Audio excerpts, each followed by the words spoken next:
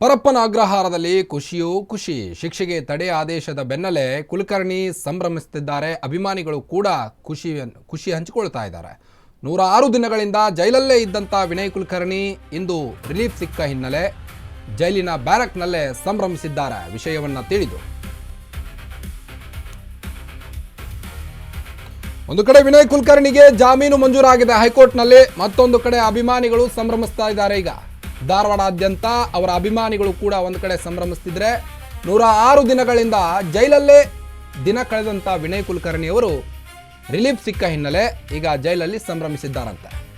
ಎಂದು ರಿಲೀಫ್ ಸಿಕ್ಕ ಬೆನ್ನಲ್ಲೇ ಜೈಲಿನ ಬ್ಯಾರಕ್ನಲ್ಲೇ ಸಂಭ್ರಮಿಸಿದ್ದಾರೆ. ಈ ಒಂದು ವಿಷಯ ತಿಳಿದು ಕೊನೆಗೂ ನನಗೆ ನ್ಯಾಯ ಸಿಕ್ತು, ಕುಲಕರ್ಣಿ ಈಗ ಉದ್ಧಾರವಾಗಿದ್ದಾರೆ. ಖುಷಿಯೋ ಖುಷಿ ಈಗ ಪರಪ್ಪನ ಅಗ್ರಹಾರದಲ್ಲಿ. ವಿನಯ್ ಕುಲಕರ್ಣಿ ಶಾಸಕ ಸ್ಥಾನಕ್ಕೆ ಒಂದು ಕಡೆ ಮರುಜೀವ ಬಂದಂತಾಗಿದೆ. ಶಿಕ್ಷೆಗೆ ತಡೆ ಆದೇಶದ ಬೆನ್ನಲ್ಲೇ ಕುಲಕರ್ಣಿ ಒಂದು ಕಡೆ ಸಂಭ್ರಮಿಸ್ತಿದ್ದಾರೆ. 106 ದಿನಗಳಿಂದ ಜೈಲಲ್ಲೇ ವಿನಯ್ ಕುಲಕರ್ಣಿ ಅವರು ಕಂಬಿ ಎಣಿಸ್ತಾ ಇದ್ರು. ಇದರ ಮಧ್ಯೆ ಈಗ ಬಿಗ್ ರಿಲೀಫ್ ಸಿಕ್ಕಂತಾಗಿದೆ ವಿನಯ್ ಕುಲಕರ್ಣಿ ಅವರಿಗೆ. ಇಂದು ರಿಲೀಫ್ ಸಿಕ್ಕ ಹಿನ್ನೆಲೆ ಸಂಭ್ರಮಿಸ್ತಿದ್ದಾರೆ ಕುಲಕರ್ಣಿ.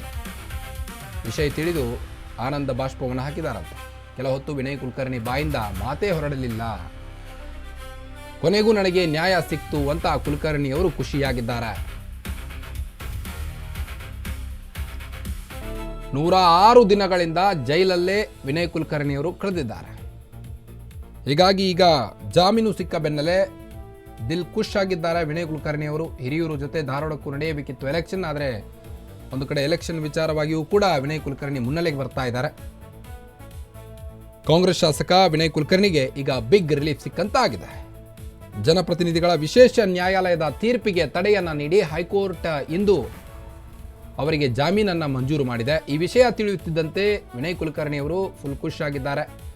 ಕೇಂದ್ರ ಕಾರಾಗೃಹದಲ್ಲಿ ಕೆಲ ಕಾಲ ಮಾತನಾಡೇ ಇಲ್ವಂತೆ, ಅಂದರೆ ನ್ಯಾಯಕ್ಕೆ ಸಿಕ್ಕ ಫಲ ಇದು ಅಂತ ವಿನಯ್ ಕುಲಕರ್ಣಿ ಅವರು ಆನಂದ ಬಾಷ್ಪವನ್ನಿಟ್ಟಿದ್ದಾರಂತೆ. ವಿಷಯ ತಿಳಿದು ತನಿಖೆ ವೇಳೆ ಪದೇ ಪದೇ ಜೈಲು ಸೇರ್ತಾ ಇದ್ದಂಥ ವಿನಯ್ ಕುಲಕರ್ಣಿಗೆ ಈಗ ಬಿಗ್ ರಿಲೀಫ್ ಸಿಕ್ಕಂತಾಗಿದೆ. 2025 ಜೂನ್ನಿಂದ ಮತ್ತೆ ಜೈಲು ಸೇರಿದ್ರು. ಅದಾದ ನಂತರದಲ್ಲಿ ಏಪ್ರಿಲ್ 17ಕ್ಕೆ ಅಪರಾಧಿ ಅಂತ ಜನಪ್ರತಿನಿಧಿ ಕೋರ್ಟ್ ಇವರನ್ನ ಮತ್ತೆ ಜೈಲು ವಾಸಕ್ಕೆ ಸೇರಿಸಿತ್ತು.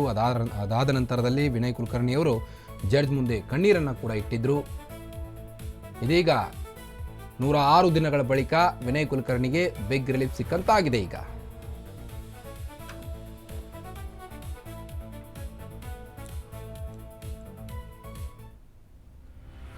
ಹಾಗಾದ್ರೆ ಹಿಂದೆ ವಿನಯ್ ಕುಲಕರ್ಣಿಗೆ ರಿಲೀಸ್ ಮಾಡ್ತಾರಾ?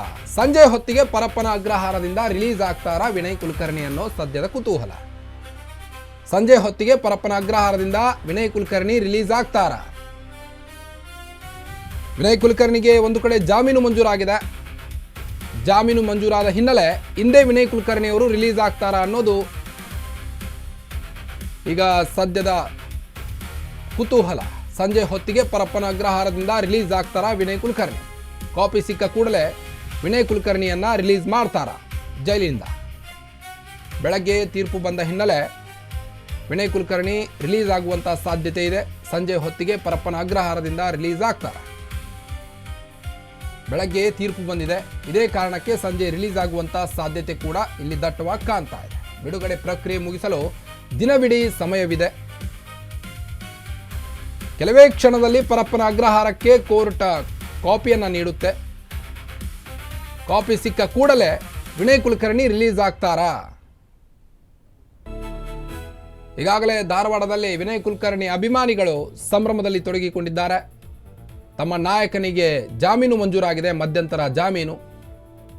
ಹೀಗಾಗಿ ಜೈಲಲ್ಲಿ ಒಂದು ಕಡೆ ವಿನಯ್ ಕುಲಕರ್ಣಿ ಅವರು ಸಂಭ್ರಮಿಸ್ತಿದ್ರೆ, ಮತ್ತೊಂದು ಕಡೆ ಅವರದೇ ಆದಂಥ ಕ್ಷೇತ್ರ ಧಾರವಾಡದಲ್ಲಿ ಕೂಡ ಭಾರಿ ಸಂಭ್ರಮದ ವಾತಾವರಣವಾಗಿದ್ದು, ಈಗ ವಿನಯ್ ಕುಲಕರ್ಣಿ ಅಭಿಮಾನಿಗಳಿಗೆ ಖುಷಿಯೋ ಖುಷಿ. ಹಿಂದೆ ವಿನಯ್ ಕುಲಕರ್ಣಿ ಅವರು ರಿಲೀಸ್ ಆದರೆ ಕಾಪಿ ಸಿಕ್ಕ ಕೂಡಲೇ, ಅಂದರೆ ಕೋರ್ಟ್ ಜೈಲಿಗೆ ಕಾಪಿ ಕಳಿಸುತ್ತೆ, ಆ ಕಾಪಿ ಸಿಕ್ಕ ಕೂಡಲೇ ಅವರು ರಿಲೀಸ್ ಆಗ್ತಾರಾ ಅನ್ನೋದು ಈಗ ಸದ್ಯದ ಕುತೂಹಲ. ಧಾರವಾಡ ಬಿಜೆಪಿ ಮುಖಂಡ ಯೋಗೇಶ್ ಗೌಡ ಕೊಲೆ ಕೇಸ್ ವಿಚಾರವಾಗಿ ಪದೇ ಪದೇ ಜೈಲಿನ ಕಂಬಿ ಎಣಿಸ್ತಾ ಇದ್ರು ವಿನಯ್ ಕುಲಕರ್ಣಿ ಅವರು.